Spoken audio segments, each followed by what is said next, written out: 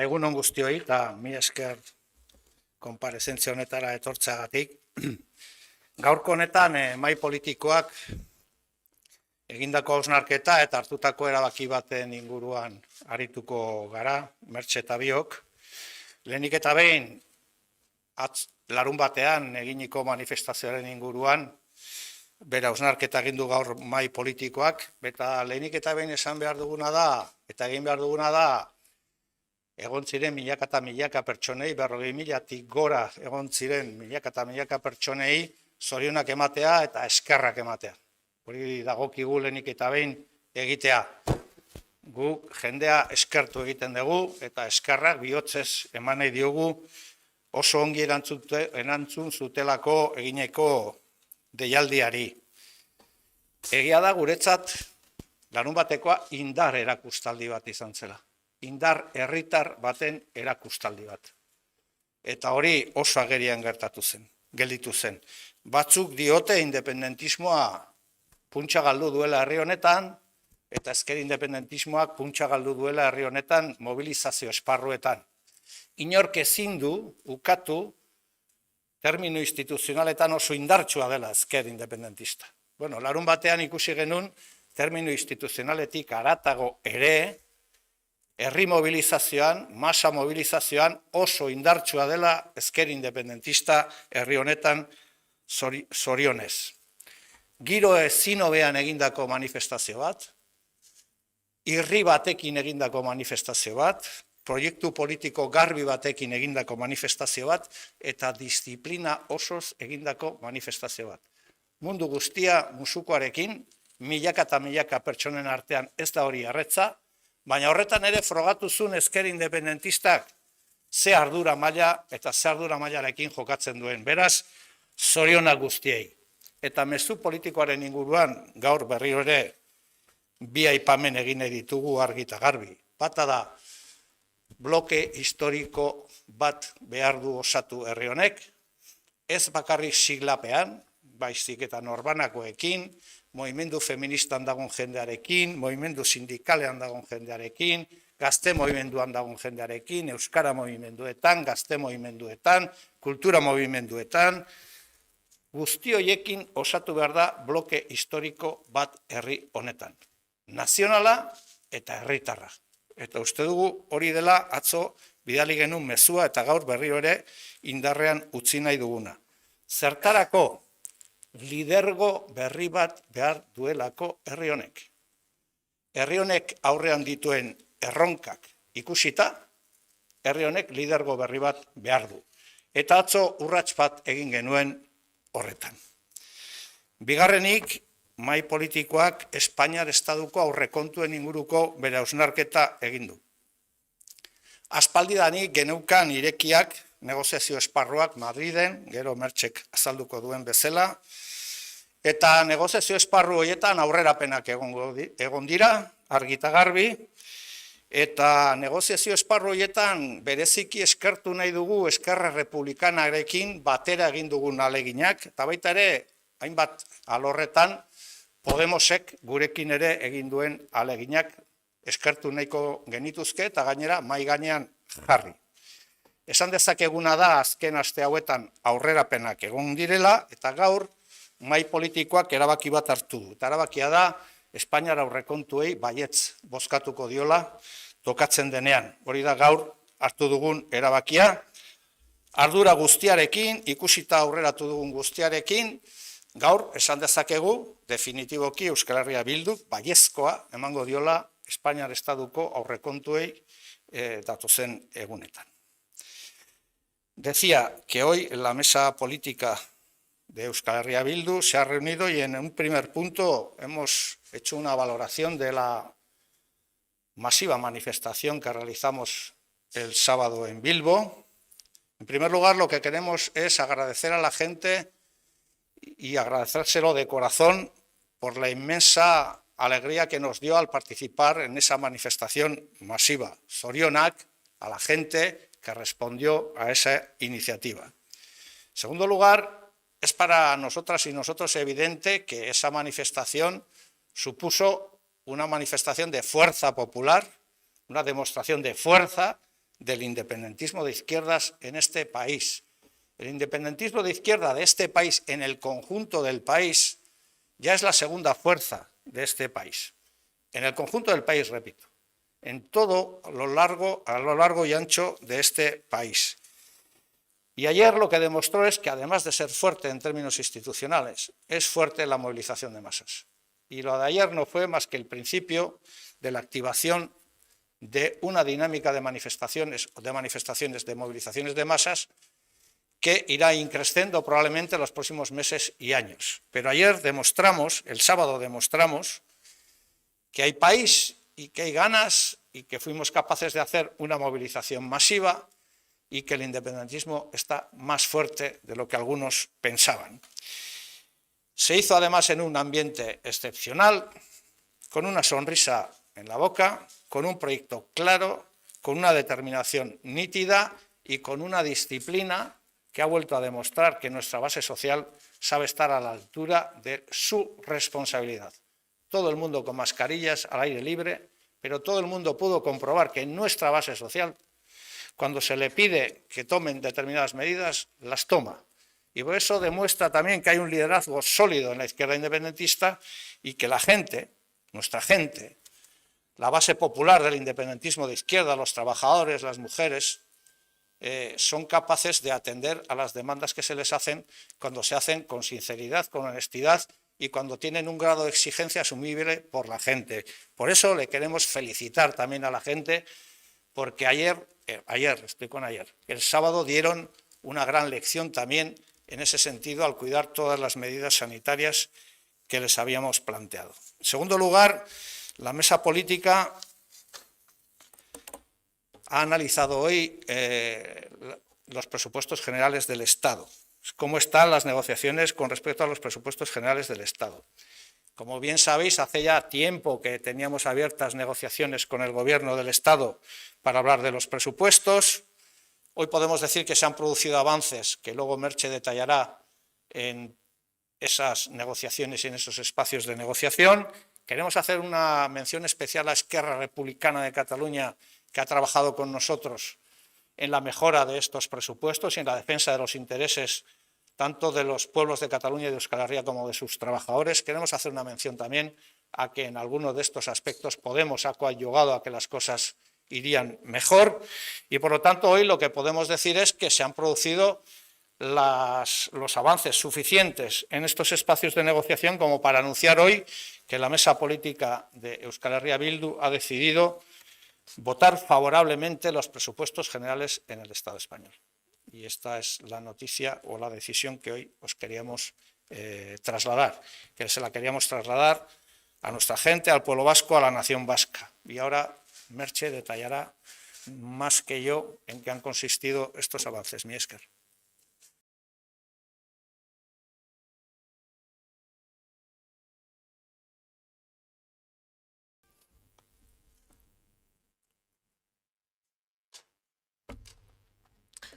Bueno, kaixo, egunon.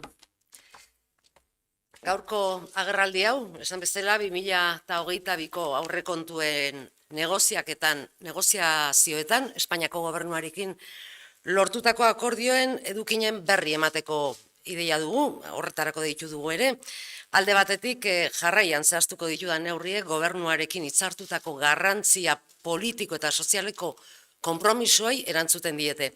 Eta bestetik, inbertsio ekonomikoen eta lurralde inbertsioen arloan eskuratu ditugun zuzenketei erreparatuko diet.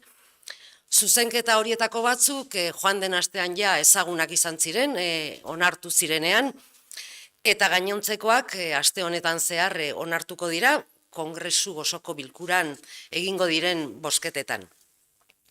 Bueno, konpromisoei buruz, konpromiso politikoei buruz. Lehenik eta behin, lortu ditugun 3 konpromiso politiko garrantzitsuenak nabarmendu nahi dituzke. Konpromiso horiek euskal gehiengo sozialak babestutako eskakizunei erantzuten diete eta estatuko langile guztiei ere mesede egiten diete.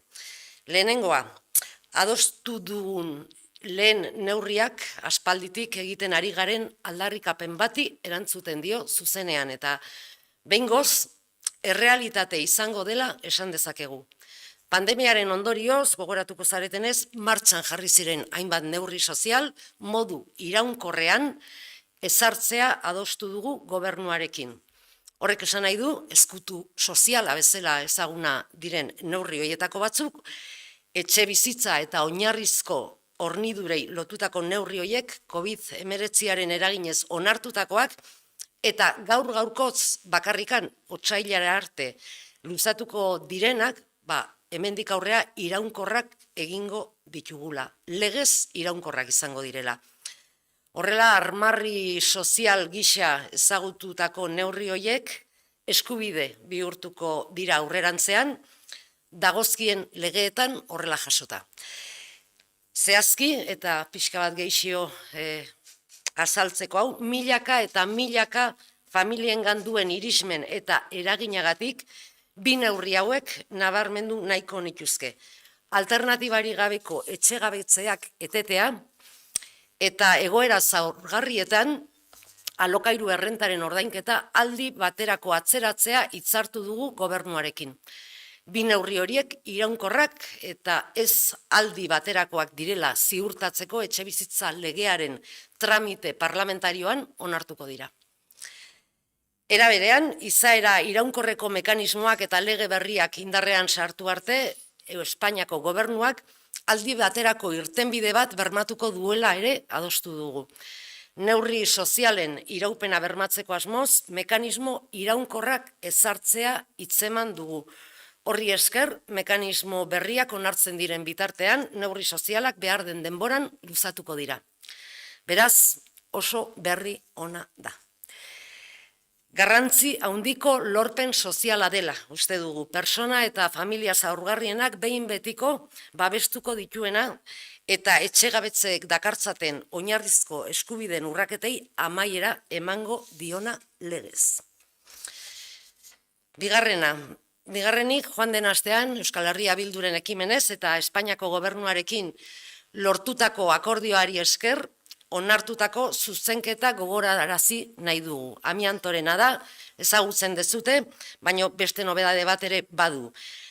Lehenik amiantoaren biktimei kalte ordainak emateko 25 milioiko euroko konpentsazio funtsa bat sortzeko zuzenketa sartu genuen, eta lortu dugu, aurrekontuetan, albiste hau ere oso ona da, bai Euskal Herrian eta baita estatuko beste lurraldeetan, baita ere amiantoaren ondorioz kaltetutako guztientzat zor historikoa kitatzen hasteko baliogarria da, bereziki Euskal Herriko eremu industrialetan. Baina esan dizuedan bezala, beste nobedade bat ere badago, eta gogorarazi nahi dizuegu, funtsa hau sortzeko, legea kongresuko tramitean dagola, oraindik, Eusko Legebiltzarrak onartu eta kongresuko gehiengoaren babesa lortu ondoren, legearen tramitazio hori orain momentu honetan blokeatuta dago kongresuan, eta hori dela eta amiantoaren eraginpean daudenen eta haien defentsan ari diren kolektiboen eskaerei ahalik eta azkarren erantzun ahal izateko gobernuarekin ere adostu dugu legea desblokeatu egingo dela eta tramite parlamentarioari ekingo zaiola gehienez ere 2 hilabeteko epean onar dadin. Horrela, erantzun integrala ematen diogu kaltetuen, elkarteen eta Eusko Legebiltzarraren eskariei. Eta hainbeste urtetako borrokaren ondoren, amiantoaren biktimentzako funtsa aste gutxi barru gauzatzeko dela ziurtatu dezakegu. Azkenik, 3. konpromiso politikoa, gobernuarekin erdietsi dugun 3. konpromisoaren beharra eta garrantzia azpimarratu nahi dugu ere. 2022 amaitu baino lehen, ETB 3 katea Nafarroa osoan emitituko dela ziurtatu du Espainiako gobernuak. Euskal Herria Bildurekin lortutako akordioari esker izan da, eta emisio hori ahalbidetuko duten beharrezko irtenbide teknikoak bilatzea eta aplikatzea adostu dugu bi aldeek. Akordio honi esker, denbora gutxian, errealitate bihurtuko da eta Nafarroako haur guztiek euskarazko edukiekin hasi gozatu eta ikasteko aukera izango dute. Horrela gure hizkuntza propioa euskara Euskal Herri osoan babestu, zabaldu eta sustatzeko konpromisoan sakontzeko pausoak ematen jarraitzen dugu.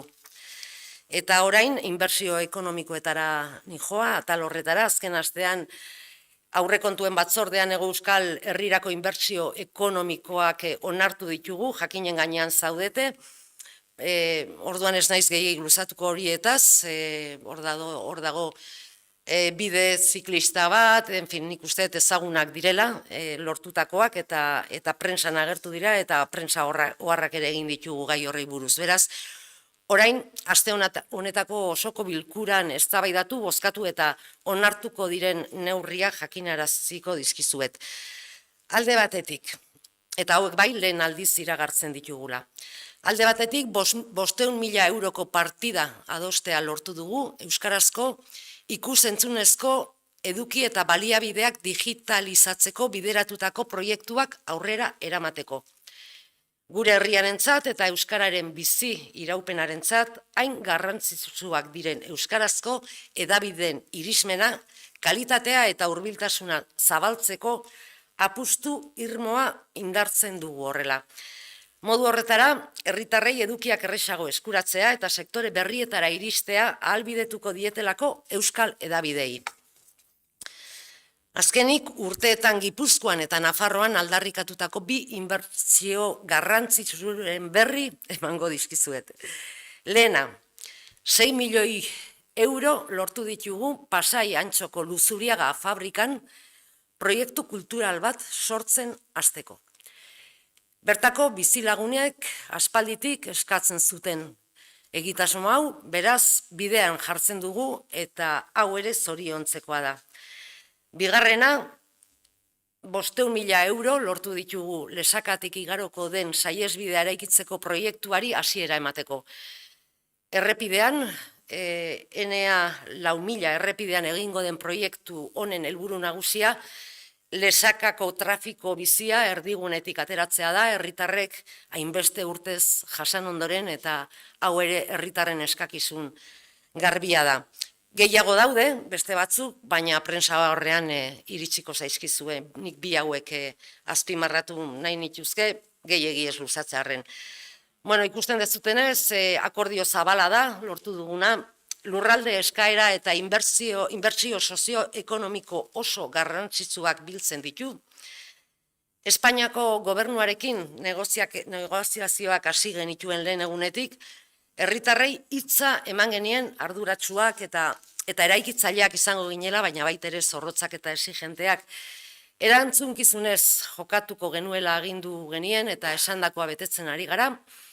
Akordio hau, Euskal Herritarrei hitzemandako lan konpromiso eta borondate politikoaren emaitza eta fruitua dela uste baitugu. Gaur, beraz, albiste onak eman dizkiegu Euskal Herritarrei eta pozten gara horregatik. Askotan esaten dugu, eskubideetan irabazten dugula, guztiok irabazten dugula gainera Euskal Herria Bildu akordiotan dagoenean, eta hau ere horren adibidea da. Posten gara, beraz, Euskal Herritarron bizitza hobetzeko tresna baliagarria izaten jarraitzeagatik, posten gara, milaka eta milaka Euskal Herritarrek gugan jarri zuten konfidantzari erantzuten jarraitzeko gai izateagatik ere, eta Arnaldok adierazi duen bezala akordio honek, eta bere baitako konpromiso eta neurri sozialek estatuko aurrekontu orokorrak onartzera garamatzate kongresuko aste honetan bozkatuko diren bozketetan. Pozik gaude, herritarrentzat aurrerapen sozial eta ekonomiko garrantzitsuak ekarriko dituen akordio on bat lortu dugulako, Euskal Herritarren bizitza hobetuko duten akordioak dira, gure hitza eman genuen, gogor lan egingo genuela horren alde eta gaur jakinarazi ditugu neurriak konpromiso horren emaitza ere badira. Gaztelerara pasatzen naiz orain. Bueno, decía que comparecemos hoy para dar cuenta de los contenidos del acuerdo alcanzado con el gobierno español en el marco de la negociación de los presupuestos para el 2022. Las medidas que voy a detallar a continuación responden, por un lado, a compromisos de de calado político y social adoptados con el Gobierno y, por otro, a las enmiendas de inversión económica y territorial. Algunas de estas enmiendas ya han sido aprobadas en comisión durante esta semana y las restantes lo van a ser durante las votaciones que esta semana habrá en el Pleno del Congreso. Bueno, respecto a los compromisos, me gustaría destacar en primer lugar los 3 compromisos políticos más importantes que hemos logrado y que responden a exigencias ampliamente respaldadas por la mayoría social y trabajadora vasca y que también benefician al conjunto de las clases populares y trabajadoras del Estado. El primero de ellos es una cuestión que llevamos reclamando insistentemente y que por fin podemos decir ya que es una realidad. Hemos acordado convertir el escudo social en permanente. Esto supone que las medidas de protección social adoptadas por la pandemia de la COVID-19 y que actualmente están prorrogadas en base a decretos van a ser permanentes por ley. Así, de esta forma, las medidas relativas al escudo social pasarán a ser derechos adquiridos por ley mediante su inclusión en las herramientas legislativas correspondientes. Y específicamente nos gustaría resaltar por su alcance y por el efecto en miles y miles de familias que la suspensión de los procedimientos de desahucios o de los lanzamientos para hogares vulnerables o personas económicamente vulnerables sin alternativa habitacional y también el aplazamiento temporal en el pago de la renta de alquiler destinada a personas que se encuentren en situación de vulnerabilidad económica van a ser permanentes mediante su inclusión en la tramitación parlamentaria de la Ley de Vivienda. Y también hemos conseguido del Gobierno un compromiso de que garantizará una solución transitoria hasta que las nuevas leyes que incluyan los mecanismos permanentes entren en vigor. Creemos que este acuerdo es un logro social de gran importancia, de vital importancia, una medida de justicia que supone proteger por fin de manera definitiva a las personas y a las familias vulnerables, acabando por ley con la vulneración de derechos básicos como suponen los desahucios.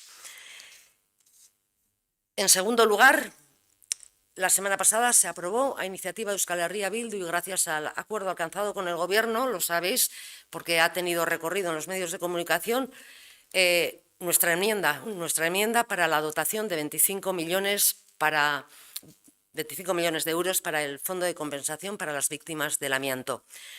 Con esta dotación se empieza a saldar la deuda histórica para las miles de víctimas y afectadas por el amianto que también conocemos en Euskal Herria. Además de estos 25 millones, hay una novedad que incluimos porque la ley para la creación de este fondo, para la creación del Fondo del Amianto, aún está en trámite en el Congreso. Y se aprobó su tramitación gracias a la ley que el Parlamento Vasco aprobó y el Congreso secundó, pero esta tramitación de ley sigue aún bloqueada en el Congreso. Por ello, y con el fin de poder atender las demandas de las afectadas, de los afectados del amianto y de los colectivos en su defensa lo antes posible, hemos acordado que la ley se desbloqueará y que se iniciará la tramitación parlamentaria para su aprobación definitiva en el plazo máximo de 2 meses.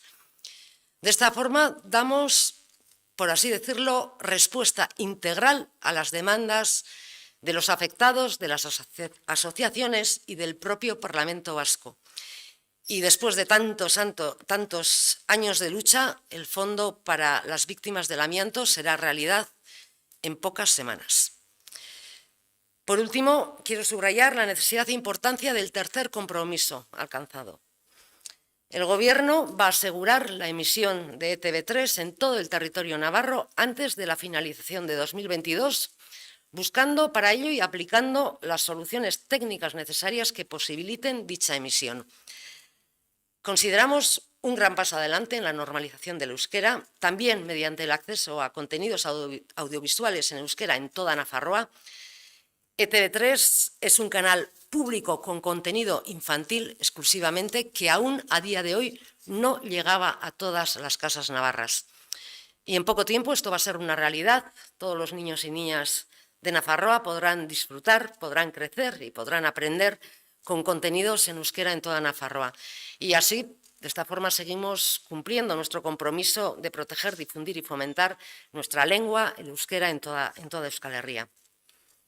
Y ahora sí paso a las inversiones económicas y territoriales. Durante esta última semana en la Comisión de Presupuestos hemos aprobado algunas de las enmiendas de carácter económico y territorial que hemos conseguido acordar con el Gobierno.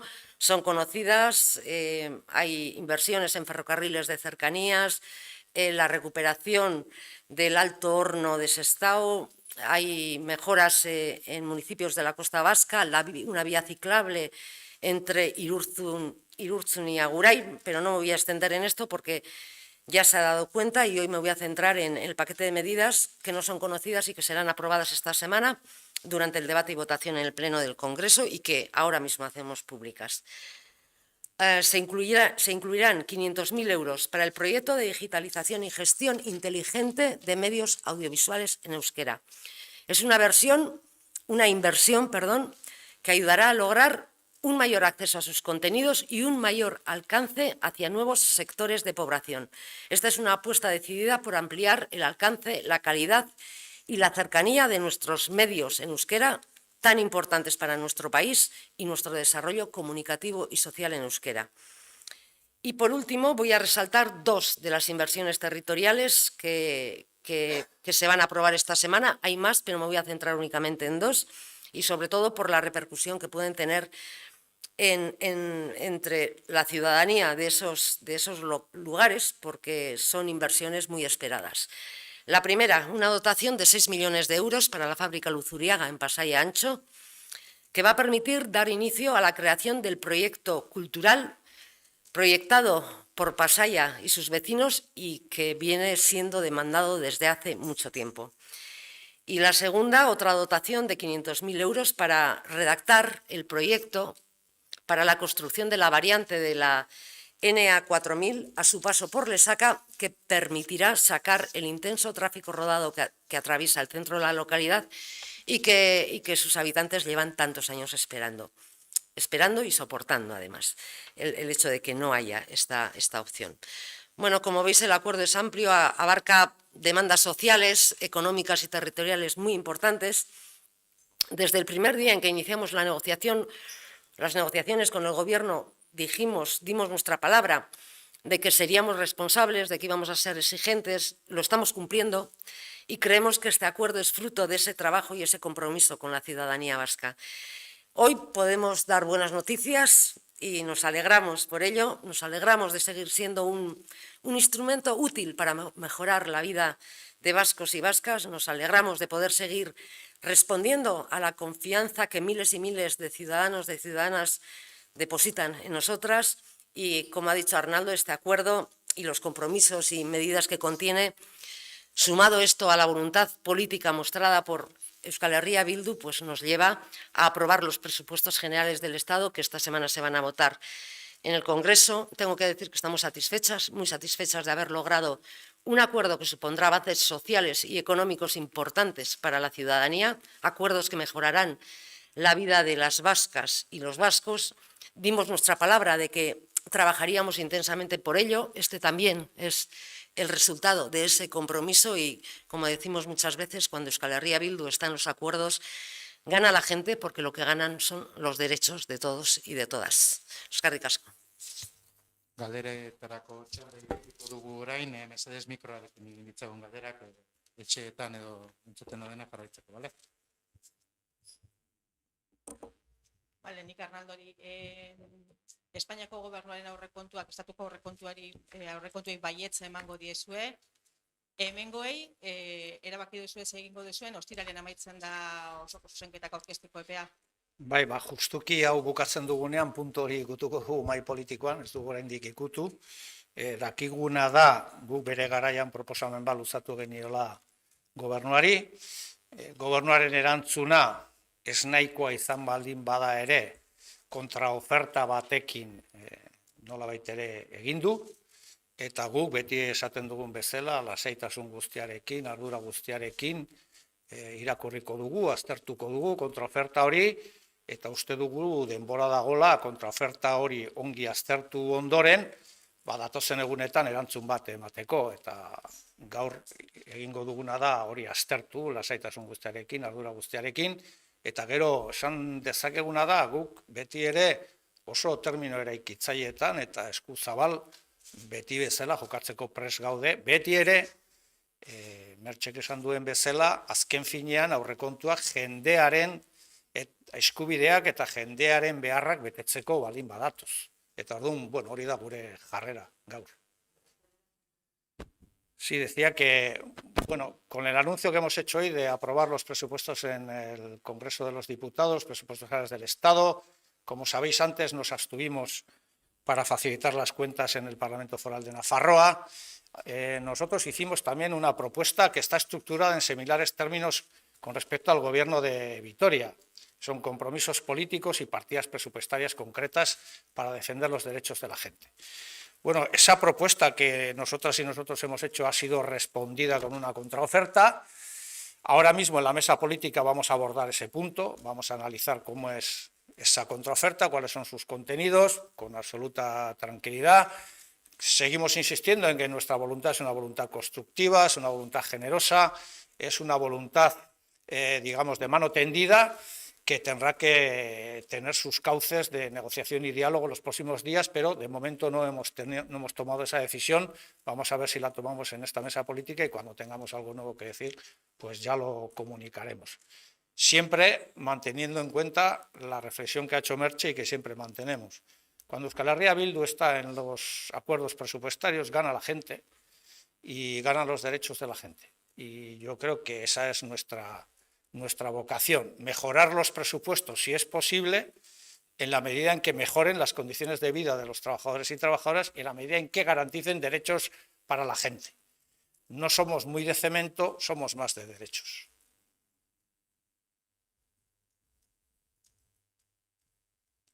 Bai. Beste galderarik ez badago? Bai.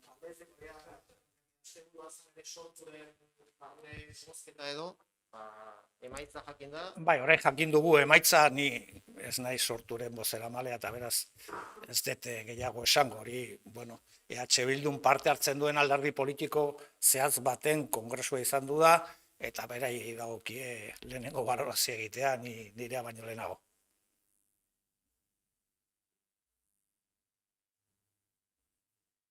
Vale.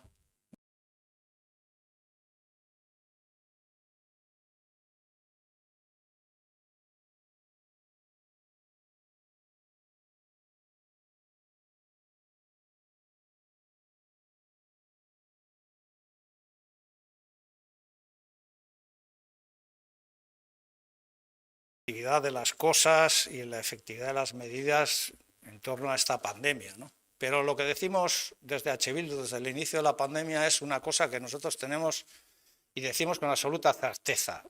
Lo que hay que seguir es los criterios de la comunidad científica. Ahora ya sabemos que las redes sociales son muy dadas a que todo el mundo opine de todo, pero lo que decimos es, oiga, si tenemos enfrente una pandemia que está generando problemas graves, no solo en términos de salud, sino en términos económicos, y es una pandemia producida por un virus, lo lógico y lo de sentido común es seguir las directrices de la comunidad científica. Por lo tanto, tiene que ser la comunidad científica la que diga si estas medidas son efectivas o no. Y en segundo lugar, algo que H. Bildu quiere recalcar como fuerza de izquierda, fuerza progresista, como una fuerza que siempre ha defendido la ciencia frente a otro tipo de remedios a los problemas que afectan a la humanidad. Nosotros conjugamos más el verbo nosotros y nosotras que el verbo yo, que las personas en los modos verbales. Desde nuestro punto de vista, no salimos de estos retos si no es de manera colectiva.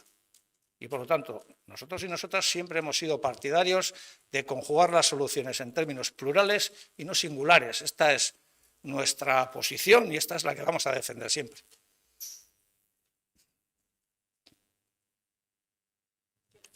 Bai. Bueno, esan nahi dute Euskal Herria Bilduk lehenengo momentutik mantendu izan duela oso jarrera koherentea pandemiaren inguruan. Ez nahi luzatuko gogoratzen zen neurria planteatu genituen, ze motatako posizioak hartu genituen, eta baina badira bi guretzat oso funtseskoak direnak, ez? Lehenengoa da, hemen osasun publikoaren inguruko hausnarketa bat egiten ari gara. Osasun publikoaren arazo bati buruz hitz egiten ari gara. Virus batek sortutako pandemia bati buruz hitz egiten ari gara. Eta beraz, guk esaten duguna da, beitu, bizitza hontan ezkerrak gauza asko defenditu baldin baditu ere, defenditu du bat beti. Eta da, zientziak egin behar diola aurre alako arazoei. Eta zientifikoak izan behar direla, nolabait ere, markatzen dituztenak zeintzuk izan daitezke neurriak. Gero, zientifikoak mundu guztia bestela, batzutan tronpatzen dira eta beste batzutan azertatzen dute. Baina guk oso argi daukaguna da, komunidade zientifikoak esaten duna guk babestuko dugu. Kasu guztietan.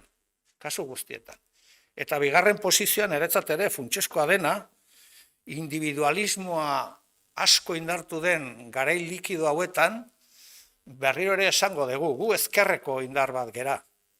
Guretzat kolektiboa, individuala baino importanteagoa da.